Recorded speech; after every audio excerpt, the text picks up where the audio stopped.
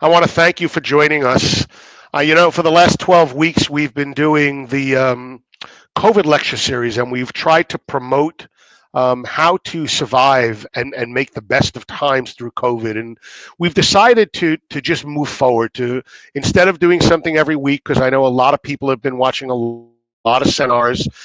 We decided to go to twice a month. Taylor Tuesday is going to be the first and third Tuesday of every month. And we are looking to bring on guest speakers who many of us know who have information and can educate you on how to do things better in your practice, utilizing different products, doing a bunch of different things. I think that this has really been a time, I think, where everybody has the opportunity to recreate themselves and look at everything that they were doing. I will tell you that we record all of these webinars and they're free and available on our website. If you go to our COVID-19 Resource Center, I'm not sure if they're still going to be there. I'll have to get with my director of marketing, but right now that's where they are.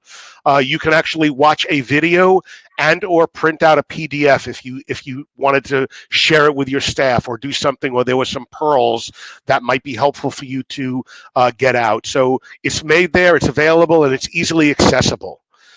Um, for those of you who don't know about Talar, we started out a few years ago just trying to figure out a way to make things better in our practices. A couple of us were getting together and we saw that the costs were different on the same products, and we were trying to figure out what we can do. And really, I look at Talar as a second family. I will tell you that we have almost 4,600 doctors that are part of Talar. We don't charge anything. Yes, we're a business. I don't want to sit here and say that I'm just completely philanthropic, even though I am most of the time. This is a business, but we're here to make things better for our colleagues. We're looking to provide you with not only what I think is the best equipment and the best pricing, but educate you. We're here to show you how to do things that maybe you weren't doing and do things better. But for those of you who haven't used Talar, we'll do a free cost analysis. It's very simple to do. You can either send the information by just sending invoices for the last few weeks or months from your company, or if you use certain companies to order your products that give you an online or Excel spreadsheet, you can send us the Excel spreadsheet. And we do something that I think is kind of unique. We do what's called an apples to apples comparison, which looks at everything that you've been doing in your practice purchase wise, and we don't change anything unless you're buying a generic product. We may replace it with our company's generic product.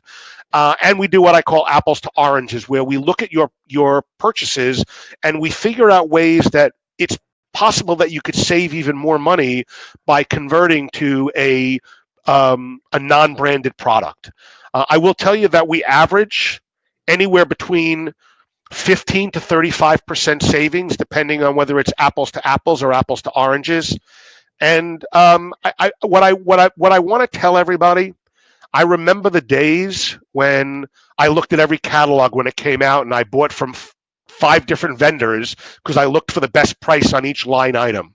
I think right now, in today's day and age, your staff's time is too important. And I'm going to just share you a pearl of something called aggregate savings.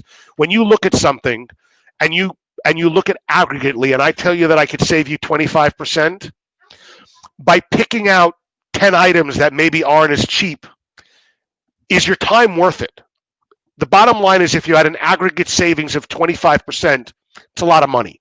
So I'm going to leave it at that. I see Peter shaking his head. I know we have a like mind when we think about that. Our time is too precious, and what is our time worth? What I am going to tell you is I'm really honored to have Peter Wishnie as a speaker tonight. Peter and I have known each other probably 25 years. We've lectured together, we've spoken together, we've drank wine together, we've laughed together, and he is really somebody who has he practices what he preaches. He tells you things that he thinks are going to make your practice better. He's going to help give you pearls of wisdom. He's going to talk to you about how he has made his practice as successful as it's been. He's in his 31st year, I believe. And even though He has an associate who's a famous movie star, TV star. He's really the game changer in this practice. So without any further ado, I'm going to turn it over to my good friend, Peter Wishnie, and I will come back later to answer questions. But Peter, thanks again for joining us. Thank you, Ira, and thanks for having me. And it's a pleasure and an honor. I actually love doing this. I love helping people. I'm in my office right now. It's 8 p.m. and I saw patients until 5 and had to do a few things. And I figured I'll stay right here because this is the computer that was working on the test trial. I didn't want to go home and use a different system. I've done that before. So let's get right down to it. What makes a good practice great? You can be a good doctor. You can have a very good staff. You can also be making money. But does that really make your practice great? So, by the way, my name is Dr. Peter Wishnie. I've been practicing for over 30 years in central New Jersey. I am a practice management consultant with Top Practices. I'm also a business leadership coach certified by John Maxwell. Have you ever heard of John Maxwell? He's the #1 New York Times bestseller on the topic of leadership. So if you want topics, you want books on leadership, go ahead and read some of his books.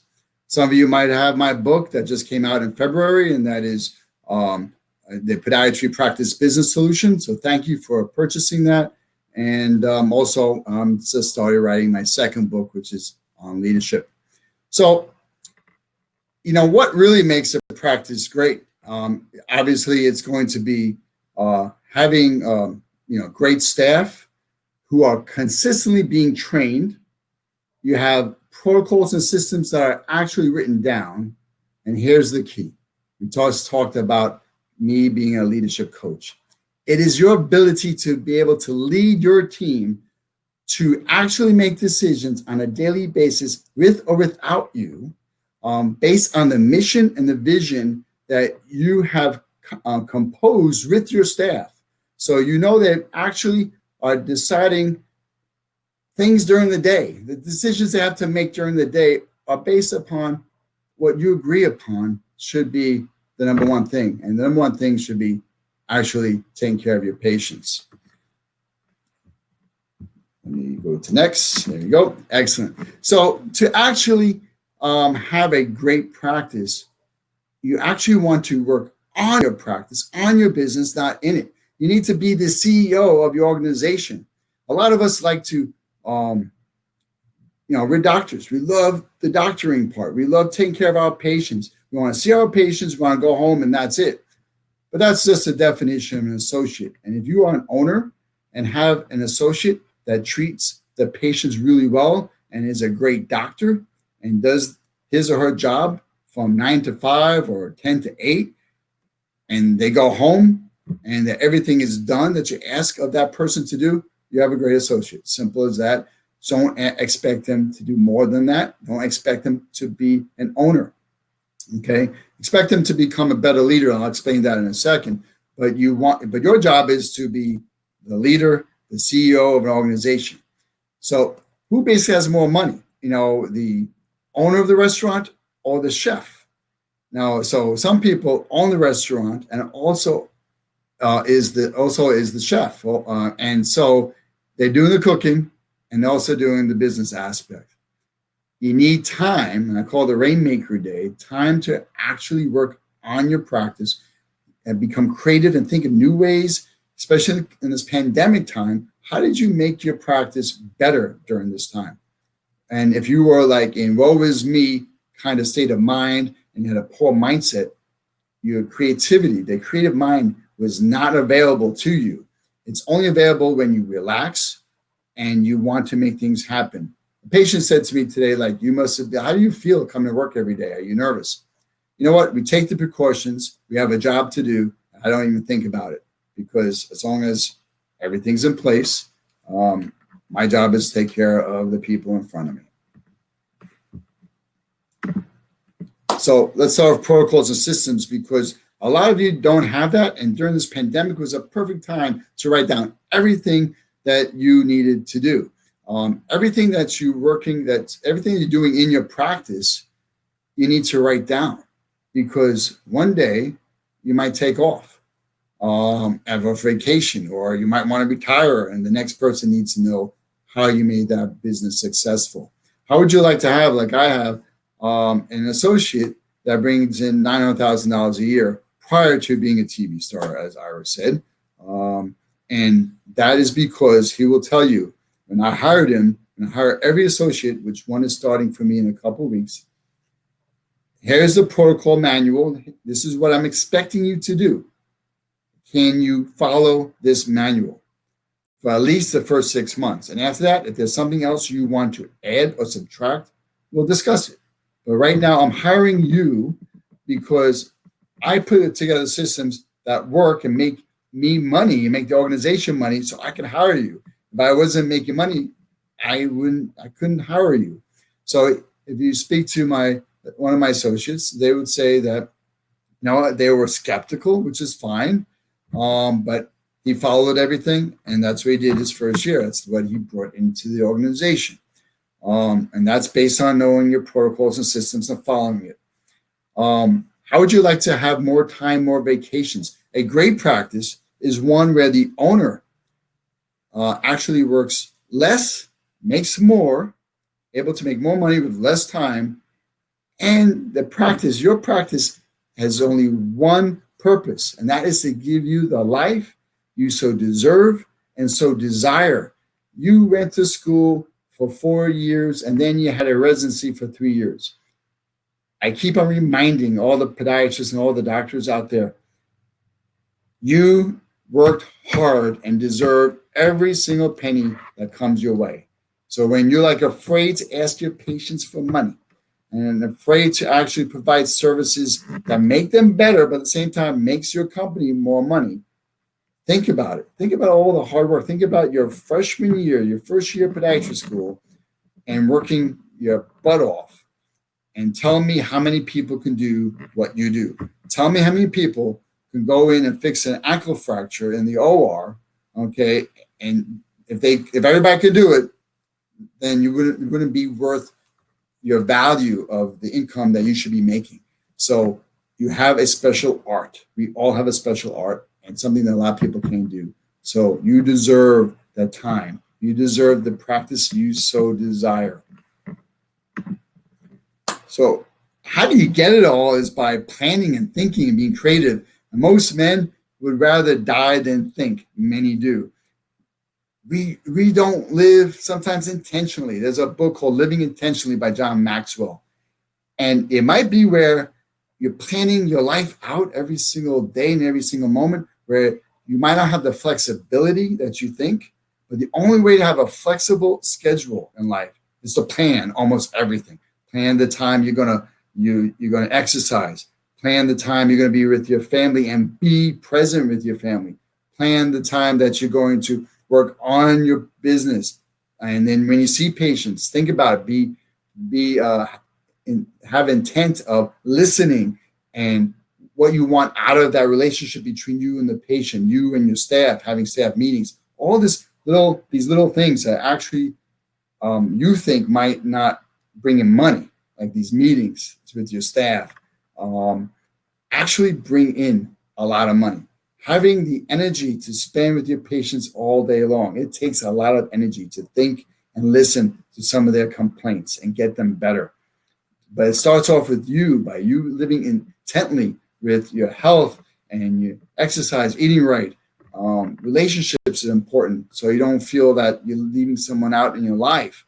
So all that together is what makes you up, and you need to plan that to have the life, like I say, you so deserve. So let's talk about McDonald's, talk about protocols and systems. They're two brothers, Maurice and Richard or Dick McDonald's.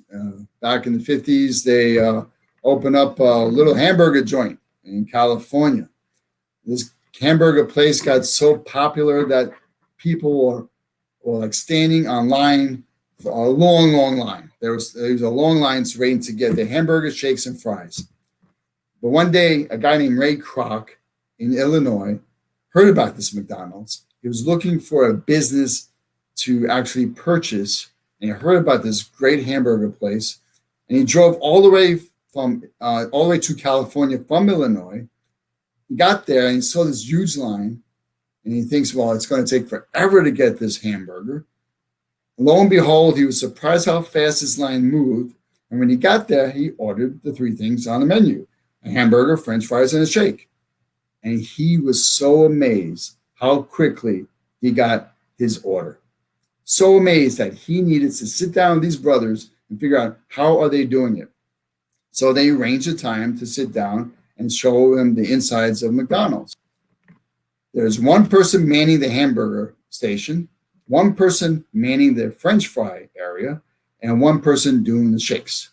The hamburger, 2 pickles on every single hamburger, not 3, not 1, every hamburger, 2 pickles.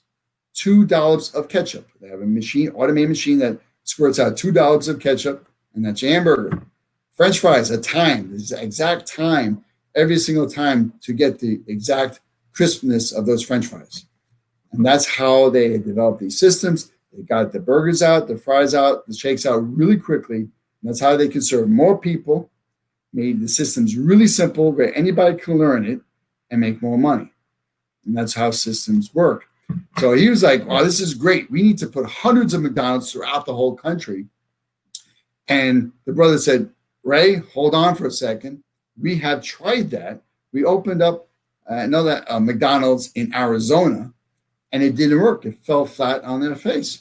And he said, well, okay, that should not be. That should not happen.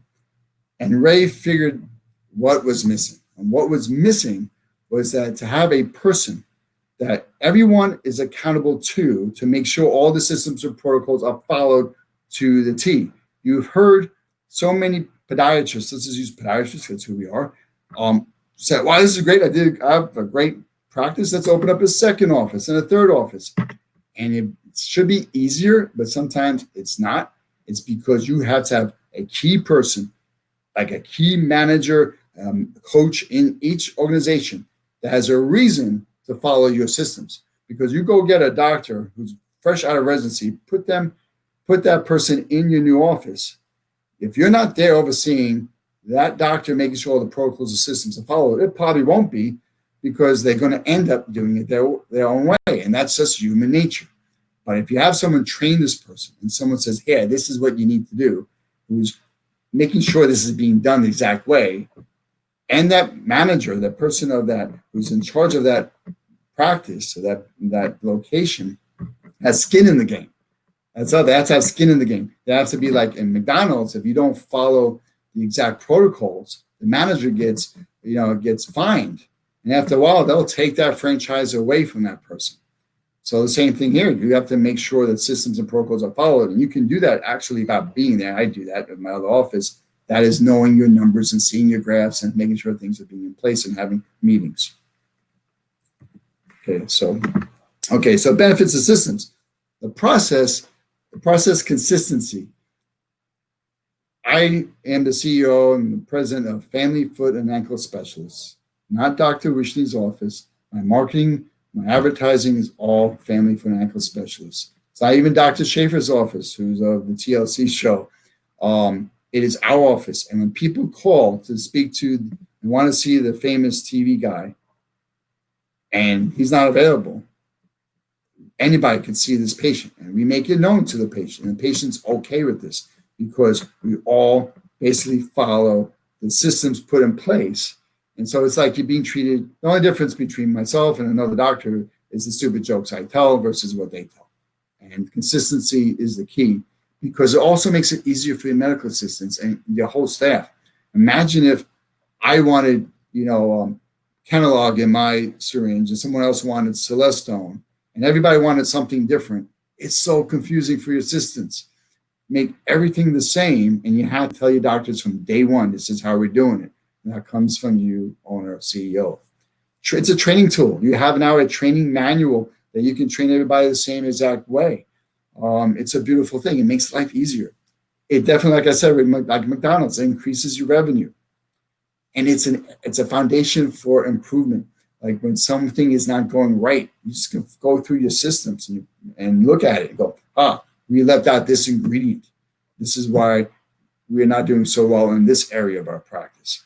Now we can look at it and see how we can improve the process or make sure it's implemented. Performance measures. This is how we know if someone is doing a good job or not doing a good job. It helps you provide great customer service because you built that into your systems. Everyone's on the same page. Everyone's thinking the same. Everyone's helping each other. And it's really, you need to have a simple process. Just like the 2 dollops and the 2 pickles. Processes need to be simple, either automated or simple for the team, for the staff. It's just like when you have a football plan and the game plan is not working. The coach tries to simplify the game plan to make it easy so everyone can actually follow it and there'll be less mistakes. And like I said, you need a system for everything. Otherwise, staff will decide how to do it. If you don't tell them how to do it and why you're telling them, that's the key. Why? Why are we doing it this way?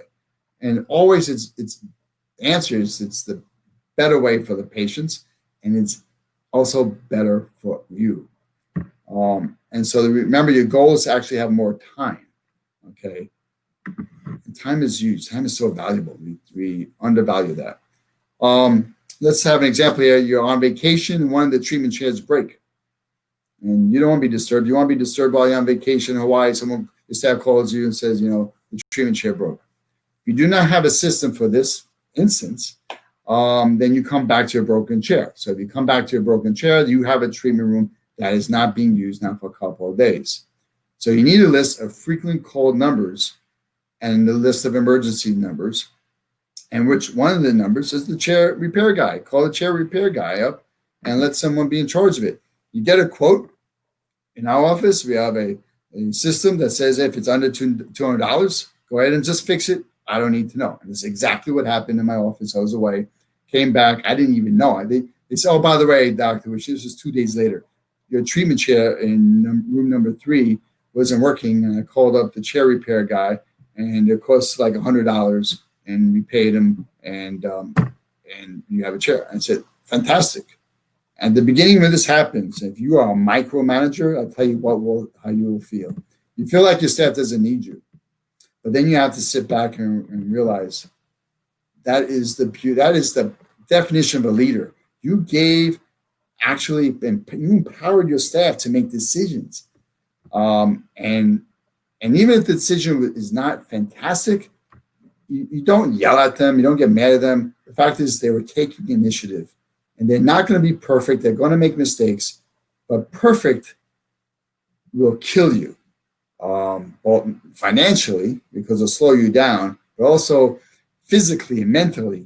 And so the only time we need to be as close to perfect is in the OR. Otherwise, perfect is not better. It actually slows you down. So your systems, like I said, must be written. You have a playbook. You have, this is how every single organization, and that's fantastic, runs. Okay. Systems on making appointments, greeting a patient. How do you greet a patient? Okay, it sounds crazy, but I have it in my manual. It says you say hello, shake their hands, and that part is I wave now. I might have to add during pandemics, wave instead of shake hands. So you how do you greet them? Smile. We get so serious sometimes we forget to smile. Smiling is a form of shows a form of confidence, and people love that. Okay. And how to the things you say when you have a consult with a patient, to start off with, to know the patient and develop a relationship with the patient versus like, okay, now tell me what's going on with you, versus not caring about that patient. Systems, how to keep the patient informed of tests and surgeries, and you could lose a great patient who might need a surgery because you didn't follow up with them. And how to recall systems. When patients don't show up, what's your system for that? How to answer the phone for almost every kind of thing you can imagine. That sounds like crazy, but I'm going to tell you how to develop your systems. And Tony Robbins always says, if you have a problem, ask yourself a better question. In this case, how can you develop systems quickly and that are effective without you, the owner, doctor, doing it yourself? And the answer really is you have key people in key positions, and these people can't actually write down what they do. it's a great training tool as well. They write down exactly their job description. I gave them 2 months to do it, and when they completed the task, they got an extra 3 days off with pay. Not all being taken at the same time with everyone in the office, but it was an incentive. It's something I needed, something that I didn't have to do. I just had to review it, make sure it is exactly how we do something. You will always get an answer to problems if you ask yourself a really good question, because your subconscious mind will look for it. Now, companies that grow people grow profits. Companies that shrink people will shrink profits. There's a great book called Inside the Magic Kingdom. I learned a lot from Disney. I took my staff years ago to how to run your medical office, a seminar, a 2-day seminar given by Disney. And who's better at customer service than Disney? So, and the key is, we talk about treat your patients like they are your family. It's really treat your staff like they're your family, who will then treat the patients like they are family. So you have to take care of people and grow people. I just had a lovely young lady work for me for a year as a medical assistant, and she's leaving. She's right now just left a few days ago to Virginia to become a physician assistant. 21-year-old young lady who wrote me an amazing card and said to me, it was a hard year, but it was a great year. Because you know what? When I see someone with great ability and great skills and they're young, it's my opportunity to grow this person. And she learned a lot. Some people are not worth the extra time because they're just not interested in growing.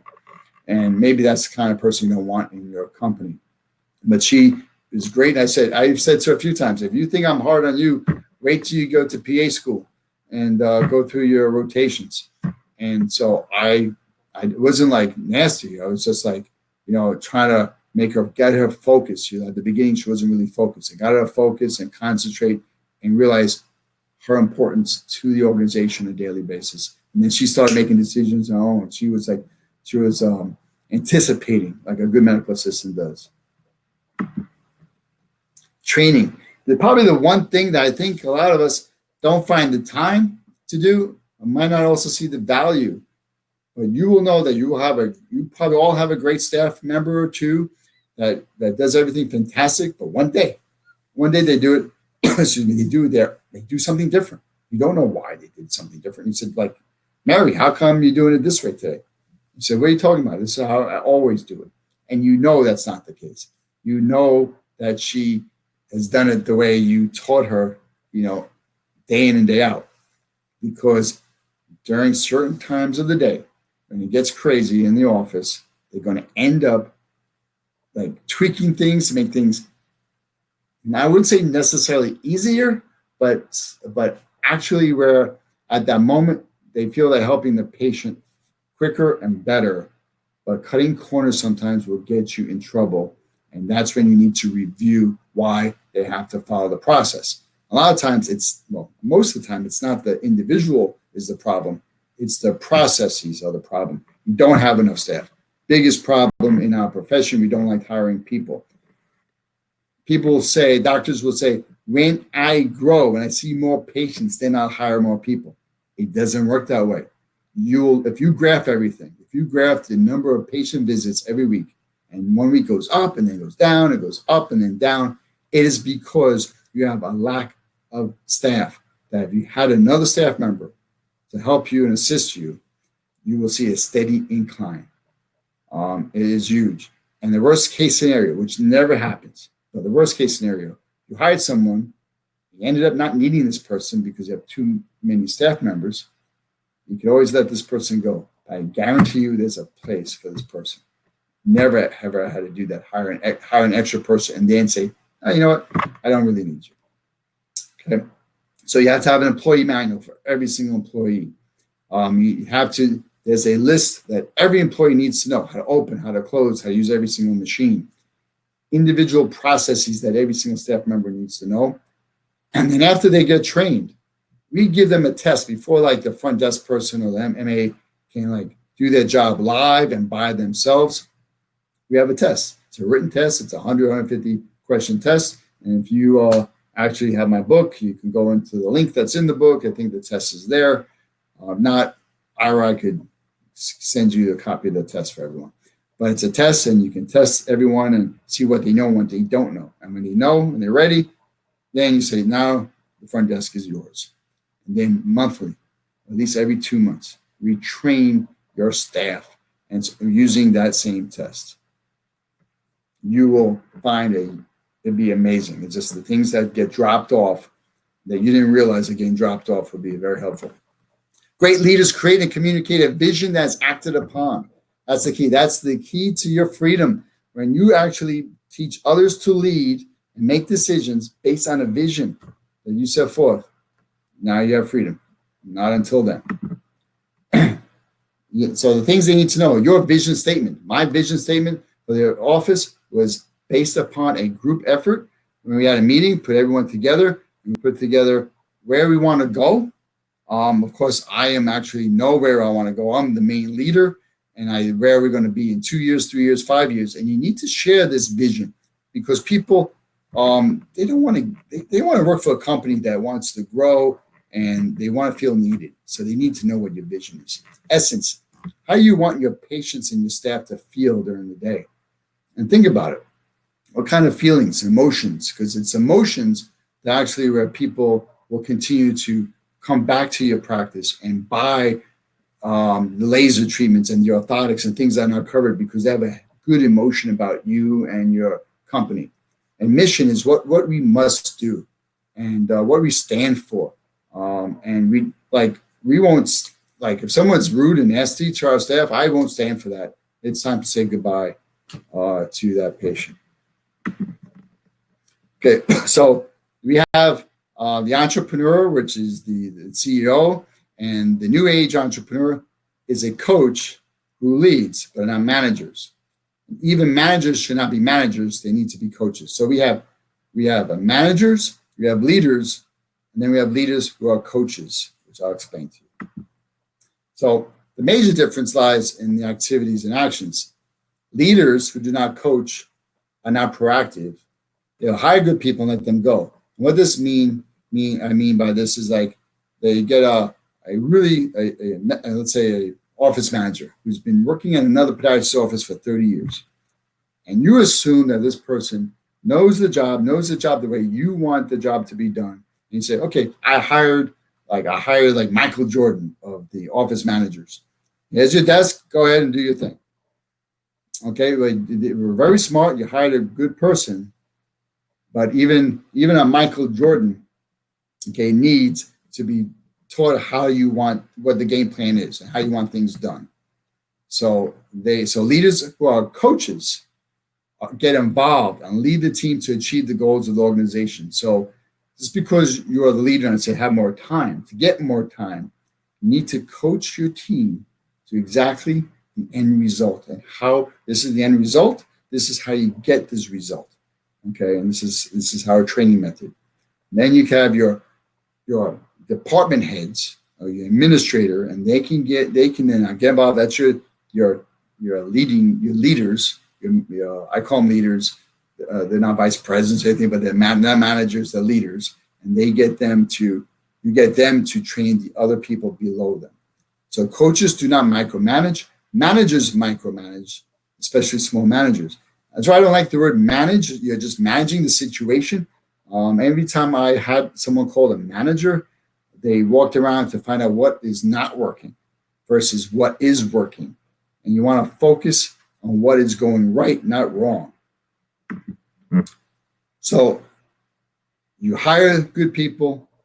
And in my book, there's a whole huge list of questions you can ask on the interview. Hire them, train them, and then you retrain them to make sure you keep on having great people in your office. Leaders act before response is needed. Leaders see things before others see these things. So looking at the inside of your organization by numbers, seeing numbers and seeing what the trends are, what's going out in the world, what's going on in the world, you can then know what's going on, what you can anticipate, and then act before that actually can happen. Now, no one can act with the pandemic. No one saw that coming. But you can say, well, you know what? Every couple of years, there might be some sort of pandemic type, financial crisis or something that you can prepare for and have money put away for and have reserves. And to handle certain issues, again, training, scrimmaging. So it's like role playing, and then, like I said, retraining. So it doesn't matter how experienced the new staff member is. You need to train them on how you want things done. So important. Like I said, hire Michael Jordan. Do you just hand him a paycheck and leave him alone, or do you coach him to greatness? Michael Jordan didn't even make his high school basketball team the first couple of years. Okay, so Michael Jordan, what makes him so great is the way he practices all the time. Practice is huge, and he worked just as hard in practice as he did in a game situation. Managers spend too much time with your C players. You have A players, B and C. The C's, the ones that are not going to rise or be any good, or just cause trouble where you can't sleep at night because you're thinking about the C player. Those team players, or really they're not team players, but those staff members need to go immediately. I will tell you, it's better to be shorthanded than to have the right number of staff, but not the right kind of staff, because that person slows the office down. The A players will speed things up and will be able to handle the load. Your Bs need to become As, otherwise they're just stuck at Bs and they shouldn't stay either. You need to spend the most of your time with your A players and thanking them, because if you spend too much time with your Cs and your Bs, the A is going to feel unappreciated, and they're just going to leave. And you don't want to lose a really top player.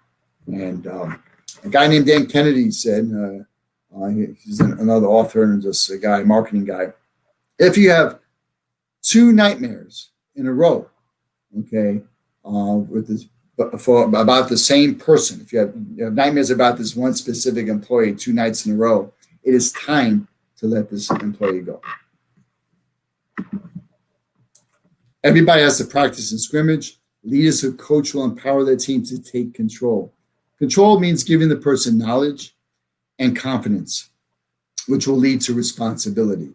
So you want them to be more responsible. They need to have the knowledge of how to do the job, which when they have knowledge and start doing it, just think about any time you learn how to do something. Think about playing golf or learning surgery, whatever it is. Once you got the knowledge and start doing it and doing it and doing it through repetition, you got the confidence. And once you have the confidence, you will now take ownership of your position. Don't assume they know something. You might think certain things are common sense, but they're really not. We come from different backgrounds, and you say a word and they think it's something else, like the word manipulation. Manipulation could be a bad word in some people's mind. I want to manipulate something or someone, versus I want to manipulate this device to fit into this device. So it could be good, it could be bad. So don't assume your people understand what you are saying. Okay, people need to be developed. People get fired because of poor performance, but were they really trained properly in the first place? So sit back when someone's not performing well. Why? And find out and ask. And maybe they're not trained properly. Maybe they're just a slow learner, and that's okay. They could be loyal. They come in early. They stay late. They do everything they can. They're just taking a long time to learn. It's just okay. But as long as they're willing to learn, be patient. You might have a star in hand. Service. This is all about great customer service, and do not assume that this new staff member knows about great service, that they know how to greet and welcome every person who walks through the door. If someone is within 3 feet from me in my office, I smile, say hello, and ask them how they're doing. Every single patient that walks by me, I greet them. So your goal is, is to make the patients happy and be nice. The goal is to make someone happy. You cannot make everyone happy, so don't feel sad if you have a depressed individual, can't make them happy. But we have one policy, and that is to make the patients happy. And as long as it's legal and ethical. If someone says, "Can I have my X-rays?" There's a whole form and all this and kind of stuff. Absolutely, you can start. Always agree. Yes, you can have your X-rays. You might need. Then say you might need 24 hours, or let's see if my medical assistant is available to print out the X-rays for you. Okay, something, but over deliver, make them feel good. Okay, so you're a teacher, you're a coach, you're a teacher. You're training people. Doctors, the definition of a doctor is a teacher, and a coach really cares about their players. Sometimes when you have a great player and they're not performing well, sit down with that person and say, "Hey, what's going on with your life? Is everything okay? Is everything okay with you?" Show them that you really care. If they have a family member that's really ill, send flowers, fruit baskets. Really take care of your staff. Train your staff in answering certain questions that might be difficult, like when someone calls and asks the staff, "How much does it cost to remove an ingrown toenail?" Do they know the answer? For my cases, I don't like telephone shoppers. We say the exam is free. Come and meet the doctor, and the doctor will find out exactly what he or she needs to do. From that, we can tell you the cost of how to what we need to do. How does that sound? In most cases, it's just fine because they get to meet us. The exam is free. Now, if they say no to that, it's because they're actually doing some shopping around and getting some answers. And they really just want to get the best price, not the best office. And I'm okay for them to say, "This is not the place for me."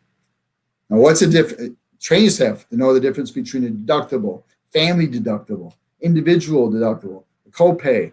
Don't assume they know what that is, even though they worked in another doctor's office. And or for medical assistants, what views do you take for heel pain? Don't assume again. Training is also needed for safety, such as what to do if a patient faints or there's a fire in the building.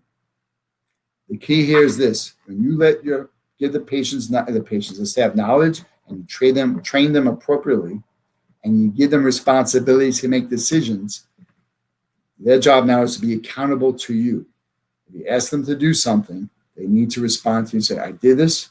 This is done," and you say thank you. If you need it by a certain date and they agree on that date, accountability. That's where you come in. They are accountable to you, the leader, the owner, or in some cases, the practice administrator. So accountability, let's go back, too hard. Accountability is the glue that ties commitment to results, making sure you're on the track to actually get the results. So for example, if you have a personal trainer and your goal is to lose 10 pounds in 4 or 5 weeks, you're going to measure, you're going to weigh yourself weekly, you're going to measure your food, you're going to do your workouts that you train and set forth. You're accountable to that person. I'm totally about accountability. I had a book coach for my book, making sure I write my book. I had, I have a personal trainer, people that keep me on task, because I know if I have to be accountable to someone, it gets done. Otherwise, it just doesn't get done. So I want to talk about July 31st and August 1st in Las Vegas, Nevada, doing social distancing. Rem Jackson, Tina Del Bono, and myself are having a practice mastermind. If you've never been in a mastermind, it is amazing. Think about having a bunch of other doctors solve your biggest problem that you're having right now and leaving with a 90-day game plan. Just like having a 90-day game plan for losing weight, if you follow this game plan, you will still make 2020 a great year. My June of 2020 was better than my June of 2019. And I'll tell you what I think is the secret. The secret is my mindset. I said I have to make this happen while keeping my staff, my patients, myself, and everyone as safe as possible. Okay, and we did that with valet medicine, having the mask, putting up glass at the front window, making sure there's not more than one person in the treatment room. The waiting room is closed, and you know what? You just go ahead and have the energy and just think about how I'm going to make this a great month. Okay. Thank you so much. This was a great honor.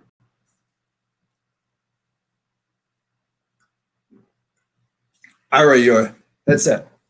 Oh, can you hear me now? Yeah. Thank you very much for the time that you spent with us. And it's interesting. A lot of the things that you talked about are things that help me grow my practice when I was practicing clinic. You talk about investing in people. I have had 7 of my medical assistants go on and get their DPM degree.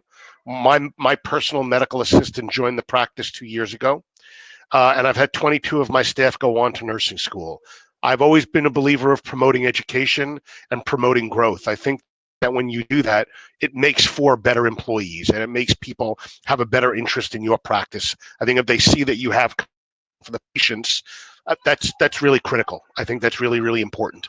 I want to just I forgot to tell everybody sooner. I think that one of the things that we've tried to do through COVID is be able to get the PPE equipment. We had some difficulties at the beginning as things were on consignment or allocation, but I will tell you recently, as of yesterday, Talar Medical has actually signed an agreement with Heligen, which is a COVID-19 serology test. It's actually FDA/EUA approved, which means emergency use authorization. And we have it available through Talar.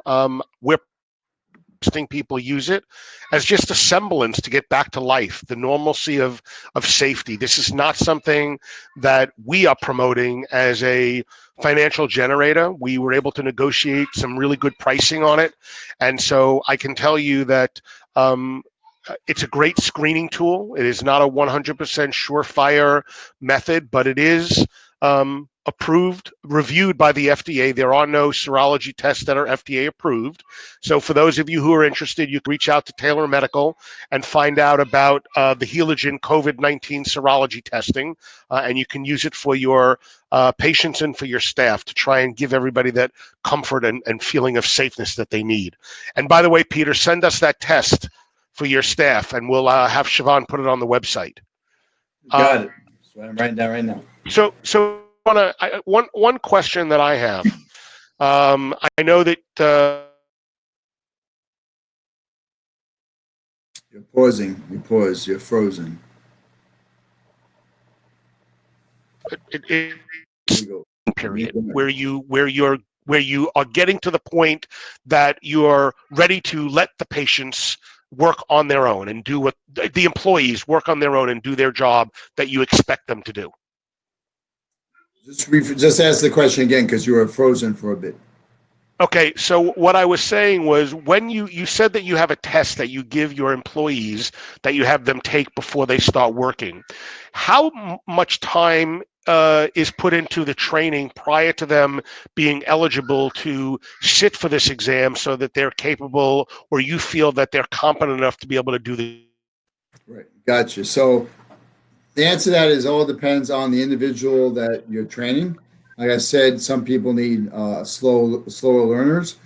I think when we give them way too much information up front, we tend to lose our new hires. So I'd rather go slow at the beginning. Sarah is the one who does all this, by the way. So again, at the beginning of my practice 30 years ago, it was myself and one person and 2 people. I have plenty of time to do this myself. But as you get to the point where you're growing, I am a very good teacher only when I have the time to teach, when I'm not 100% present in teaching. Otherwise, I'm terrible because I've got too many things in my head. Whereas Sarah will just make sure, okay, next week she's going to be doing this. We have a new MA. She's going to be training this MA. She's going to has a list. I'm going to show you how to do this on the list, and number 2, number 3, number 4, and then she'll review the first few things she just taught the person. And then she'll go move on, right? So the answer is it could take, depending on the position, the front desk takes the longest, and that could take, to be on your own, that could take 4 to 6 weeks, the front desk. If you have zero background, you don't know anything about insurance, the medical assistant, about 2 weeks and 3 weeks, they're ready to roll. And then we do the billing in-house. So we have a financial person, an assistant, and my financial administrator will train that person. But they could do a little things initially, quickly, but then the major things take a little longer. But it depends on, you got to understand the person you're training and make sure the trainer must be very patient so you don't lose this person. Okay. What are ways that you can educate your existing patients about new services that your clinic is offering other than by having an in-office patient appointment? Great question. So we have two marketing people, and we send out loads of information, newsletters, emails, just about, hey, this is what's going on at Family Foot and Ankle Specialists. We have a new, let's say, laser, and this is how we're using laser. This is what the laser is for. We promote on social media through Facebook, Instagram, LinkedIn. I will tell you that Jessica, my marketing person, will find Facebook groups that are perfect candidates for this procedure, and actually then post information on these groups as well. Peter, do you find now that, I remember when I started practicing, we used to do a lot of, if you remember the old missing child coupons that came out by Advo. I used to do a lot of the Advo, and then when I started, doing, when telephone books were in vogue, we did telephone books, and then when they wanted you to get a double page ad, they called it a double truck. And so I've gone through all the language. I've gone from where billboards were great because everybody passed the same sign multiple times a day, and now it's better because you have three different messages on a digital billboard, and there's freshness and variation, so people look at it more.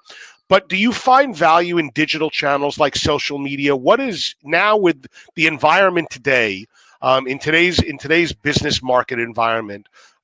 What do you feel is your best marketing tool, and how do you value social media? Okay. So the best marketing tool is the patient right in front of you, and that patient needs to be educated. And this is, there's a blessing with. You can find a blessing in anything. If your practice is slow right now because of the pandemic, you have an opportunity to sit in front of this patient like you did when you first started practicing and educate the patient on their whole foot problem, not just their nail problems. They got their bunion, they have other toe deformities. Have literature always ready and to explain things and let them know all the things you can do. And then things you do with the patient in front of you when they leave. We send them a new patient letter saying thank you for coming in, but not just a thank you letter. In the body of the letter, I write, as I explained to you on your visit, you're suffering from something called plantar fasciitis, and I explain what that is. I explain what we did that day. I explain what I'm going to do at the next visit, because it serves two purposes. One, it reminds the patient what they need to do. Plus, it just shows that you care about them and you're just reiterating things. Plus, then I also call the patient, that new patient, the very next day, asking them if they have any additional questions from your visit. So that alone is free. All this stuff is basically free. And you just like now have developed a great relationship, rapport, and they're now going to tell 5, 10 other people what you just did. Besides that, educating your referring market, your referrals. So we used to go visit doctors and knock on their door and give them some treats and tell them who we are and what. Now we are starting to, they know us. So we have these M&Ms and we have cakes or whatever. We'll just put it on their door or open the door and just drop it into the office, and I'll walk in and let them know we're doing this before we get there. So there are ways to actually handle your referrals, or call them up. Call up all your referring physicians saying, we are open. We are here to treat all these infections, these problems, this pain. Don't send your patients to the emergency room. We are open. Regarding social media, it's huge. It is huge, and but it's based upon having a great website. You need to have great SEO, search engine optimization, with a great website. You talk about the billboard. No one is writing down your phone number unless it's Fix My Feet, 1-800 Fix My Feet. No one's writing it down as they pass the billboard, but they keep on seeing that image. And then when they see that image somewhere else, like, where they're sitting down by the computer and you have an ad pop up on Facebook, oh, now they connect the two dots and they have your phone number right in front of you. So it all adds up. It's just education is so huge. So we get on social media, we do videos, we explain things. People want to see you being real. They don't want any kind of fakeness anymore. So it should be about 70% about business, and then 30% of your life. Not too personal, but hey, today I'm going skiing. Like you said, you love skiing. It's my doctor skiing. He's so much fun. There he is, Dr. Krause skiing. They like that. It's a relationship builder, and that's why people will pick the doctor that they feel comfortable with, and that is by building relationships.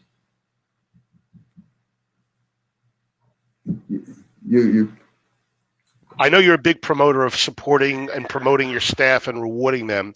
So one of the questions I got, which is perfect, is what are some things that you do to show appreciation to your staff? Great question. So the typical things, we have a bonus system. That is not that's like saying thank you for your hard work. But I will explain that quickly. There's 4 key numbers that we look at every single month. That are charges, we call that production, collections, new patients, and total visits. There's a goal for each number. If you hit one goal, each person will get $25. If you hit 2 goals, you get $50. Then it jumps to, at 3 goals, to $100, and then 4 goals, $150. And that is done, actually I do quarterly now. So I look at all my quarterly numbers. Besides that, patient, we have, in April, there's, we had a COVID problem this year, but normally we go out in April for administration day, go bowling, take the day off. We get pizza, or we go for drinks. We bring food in, surprise little gift cards, for appreciation. We have employee of the month. We celebrate their birthdays. If people are producing, okay, and they're really busting their butt, like for example, during the pandemic, when we were here on limited hours, and I had certain staff that came in every day, the staff that was here, while they're being nervous and being scared, but still working and helping the company, I gave each person an extra week paid vacation for the year. So, I'm so appreciative that they showed up. No one had to show up. So you just got to say thank you. And I just got to love every single one. I think that's critical, Peter. I think for those of us that have been in practice, and I'm adding a little language to the question that was asked, but we've talked about protocols, we talked about people. How do you get your associates to produce? How do you engage? I know that when I started, to be very honest with you, my father told me to treat the business as if it was my own. So when I started working, and I ended up, being at the same location for, 30 years. But I treated it as if it was my own, and I grew it as if it was my own, even though I was just an employee. What do you look for when you're hiring an associate? Great question. People like you, Ira. And that's the problem. It starts off at the moment you actually interview this doctor. We look at their skills, and they come across really nice and professional. It doesn't mean they have a need to produce. So you have to be hungry. Okay. When I was 29 years old, never worked for anyone, didn't have a dime in the bank, and had to get a loan to buy the practice. I had to get a loan for a credit line, and then I had to pay back my student loans. I had a big need. And when you have a need and a purpose, you're going to produce. And so that's the kind of question you would ask on an interview. It's like, how are you going to help the organization? What is your purpose? And why do you need to work? Why do you need to come and put in the extra hours sometimes? Some days we have emergencies, or we have to go to the hospital and do an ankle fracture in the middle of the night. What makes you wanting to do that and produce? And what is your hunger? So your reason. And when you have that reason, and then, like I said, you show them how you do things. It's a 4-step interview. It starts off with, like, I interview them. They come back. If they can't, sometimes they come a long way, and they come back and shadow me. I see how they act with the patients and with the staff. I then actually go out to dinner with them, with that person and the significant other, with my significant other, and we see how they act in public. And then I do the Jay Henderson test to make sure that they have the mentality to work with me. And I show them everything we do. Nothing's hidden. That's the thing. We hide things. I don't want to tell you everything. No one's stealing your secrets. Your secrets are not that secretive. And they do. They still won't work their butt off like you work your butt off. So tell them everything how you want, what you expect when you get hired at this place. And I ask them like questions about selling. Um, so you have to sell services. You have to sell yourself. You're a great surgeon, but if you don't sell yourself as a great surgeon to the patient, that patient's never going to have the surgery. So I'm going to ask these kind of questions, do little scenarios, role playing during the interview process. So and then when they get hired, which my new doc starts in a couple of weeks, and she's so excited, we're going to really train them. And this is how we're going to do things. And we're going to explain to them, if you can't follow these things, then you're not the doctor that I need in this organization. And don't be afraid when the doctor says, oh, this is not for me. And you already saved yourself a headache before hiring this person. So I made one mistake on how to hire someone, and this person came from a very wealthy family. Good doctor, nice person, patients loved him, but came from a wealthy family, had no reason to work hard or to follow, just like, oh, yeah, I feel pain. We'll inject you and tape you up and go home. No night splint, no nothing, what have you. Didn't care because they need the money. You have to be hungry. You have to be hungry. I would agree. And I think that's been a struggle. I think for all of those that are entrepreneurial, it's been a struggle. But it's 9:00, 9:02, and we're pretty prompt here at Talar. And I want to thank you very much for your time, for what you've given back to the profession in your own way with teaching, and your level of professionalism. And we appreciate it. I personally appreciate it, and I thank you for doing it. As a closing thing, I definitely want you to send your test. We'll have Siobhan posted on the website as a tool. For those of you who haven't had the chance to read Peter's book, I would suggest you go out and take a look at it. And he's really, as long as I've known him, been somebody who's always given back to the profession. I'm sure if you have any issues or anything that you need to do, if you don't have his contact information, we can put you in touch with him. It's not a problem. I want to remind you that we're having Talar Tuesday, the first and third Tuesday of every month.